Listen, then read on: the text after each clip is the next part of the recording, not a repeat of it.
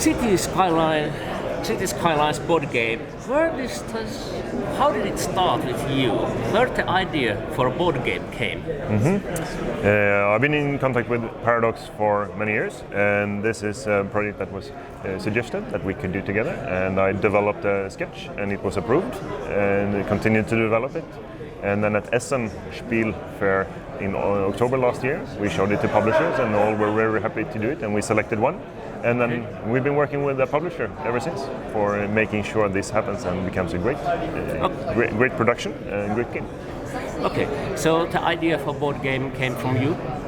No, to do a board game was suggested by Paradox to me. From Paradox, okay. Yep. So you had some relationship beforehand? Mm-hmm. Yeah? Yep. Okay, so how did you react? How did you start thinking? What kind of game to do?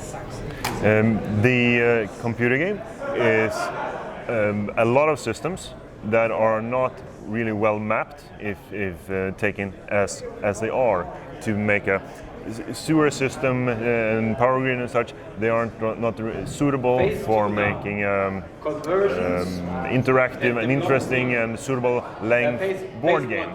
You don't want a detailed simulation of what happens in the computer game. You want more the feeling of the computer game, and that was what we were aiming for. Both the feeling and the look of what you're actually building. That you're building something together.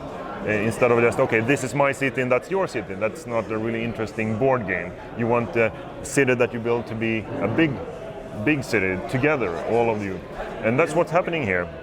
When you take a building and you build some residential houses here, those houses are not yours. They are for the city. Yeah. So you want to place the new buildings in a way that helps you the most because it's an individual score.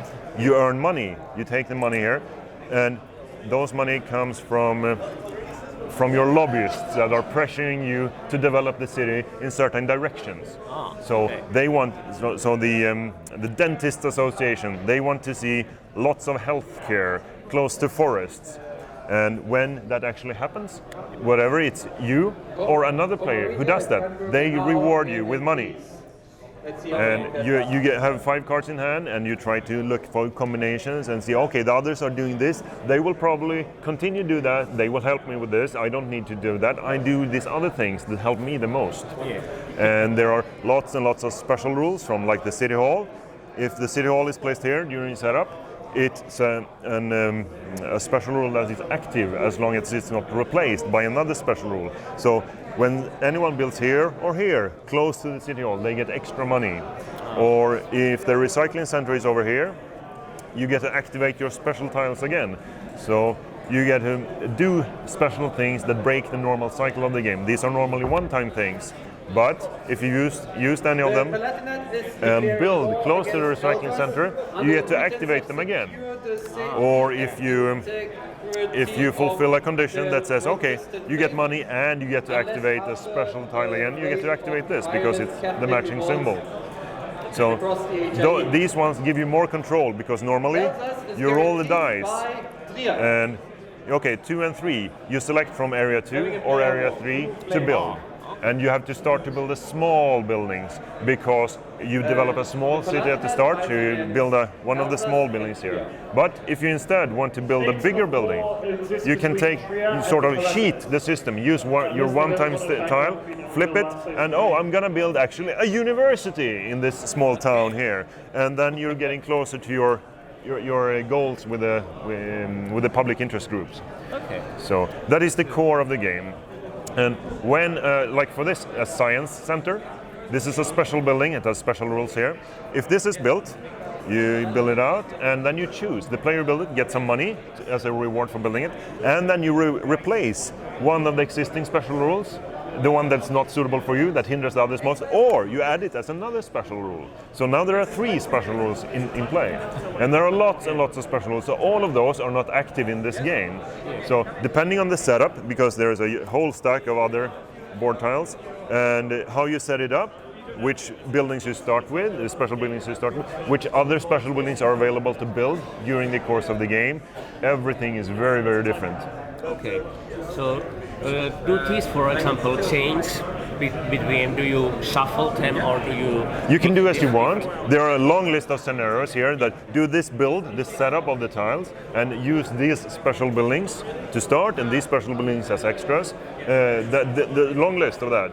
But you can also make a completely custom setup, what you want to play. And if you add a few of the special rules, then it's a quite easy game. If you add many of the special rules, it's a more complicated game. So you can adjust it to what you like to play, how complicated a game you want to play. So it goes from a little easier than Ticket to Ride to same level to a bit more difficult than Ticket to Ride. So that's the target audience, the people that like that style of game.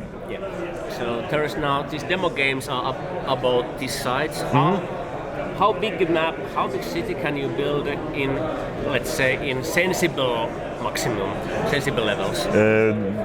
Up to 9 of these tiles that you build on. You build on the grid tiles, and the others are around. But how those are situated, you can have a long, winding city or a very compact one, and it changes the nature of the game dramatically depending on how the setup is done.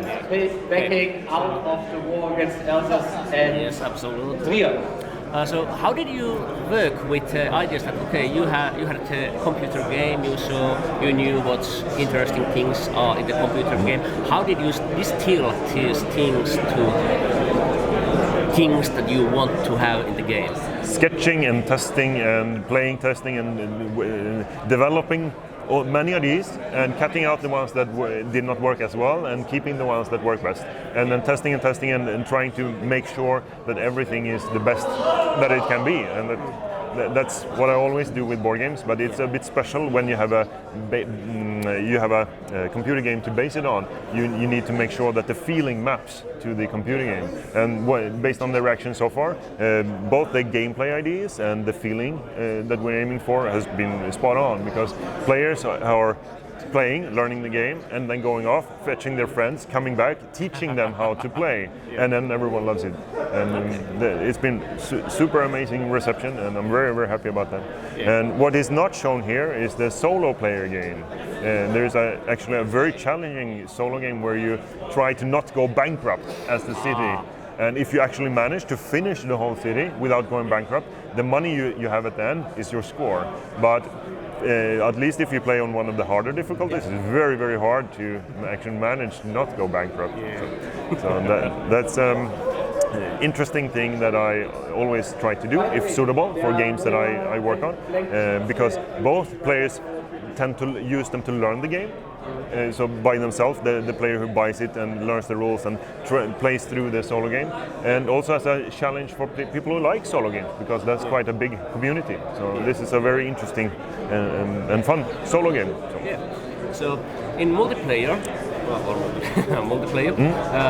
it's both you are playing for your own good, but it's also cooperative, that you are building the same city, best city for everybody. So for example, if you build a building, it can help the others. So if I have something here and you build security buildings close to water, I can get the reward from the Traffic Warden Federation.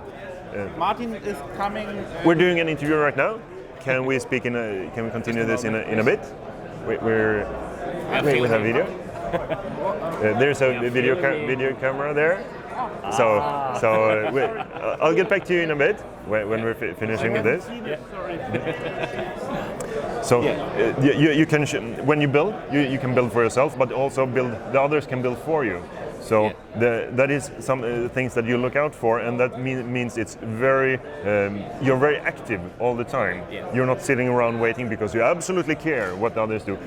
From the tiles they choose, you see that, okay, this is what they take, this is what they did not take, this is what they unlock, because when the small buildings are built, they unlock the bigger buildings to be easier for you to build without having to spend the build a bigger tile. And many of the special tiles are very important to keep track of. Oh, now it's a very good time to make that building or that building, and those can help you or hinder the others and such. And managing your special one-time tiles, that's a big part of the game, to make sure that you have them available when you need them, because it's a fast game. It takes 30 to 45 minutes to play, and you don't get if you many times roll the dice, don't have these available because you already spent them, don't get to do useful things, then a turn that you don't do great things for you, that's an important part of the game. So managing your resources to adapt to the situation, that's very important. But then also things that happen during the during development of the game, things like, okay, if you roll doubles, what should happen? One of the things I tried first was, okay, roll 4 and 4, you have to take from 4. But then, oh wait, that wasn't, people get disappointed at that. Instead, okay, roll doubles, you get to choose from everything. Those kinds of things that mean you get small moments of success that, okay, this was fun, this was an extra fun thing. If you do those tweaks in all the parts of the game, then it turns from a good game to a great game, and that's what we're trying to do. So we're developing it to make sure it's as best as it can in all aspects. And victory is based on the money. Yeah. When the game is... You fill tasks, you get money. Yeah, that's the core structure of the game. Okay. Yep. And there's the manual for this convention. Is the final game guide going to be about that length? What do you mean? This manual, game guide. Is the final manual going to be about that or longer? The actual rules is 1 page and some details. And there's some examples, and there needs to be a lot more examples and such. And the rules will actually be written by a person who's great at doing rules, and the layout will be done by a person who's great at it. Because everything you see here is temporary prototype stuff. Yes, nothing is representative of what will actually be. Yeah. So this is what you can see is that this is the rough general size of the buildings. But what will actually be used is the 3D buildings from the computer game to be as closely mapped as possible to the physical representation. So what you feel is that, okay, this is actually how the computer game would look as a physical object. So the game should really look great on the table. Okay, are they going to be kind of plastic buildings, metal wooden buildings? Plastic, metal, wooden, all of those are much harder to make individual buildings that are easily identifiable, because having any of those production methods is very, very hard and expensive, and also painting them is very difficult to get to manage. But so most likely there will be some kind of cardboard solution for it, but that is the main thing that we're working on. And when we find a great solution for that, that's when we can set us a publication date. Okay. So right now there is no publication date. Okay. We're waiting for that to be finalized. Yeah, thank you. I will have to be going in a moment, so thank you for this. Thank you. This was very, very interesting, and I will send Marina from Colossal Order. If I see her up there in a moment, I will send her here. Thank you. She's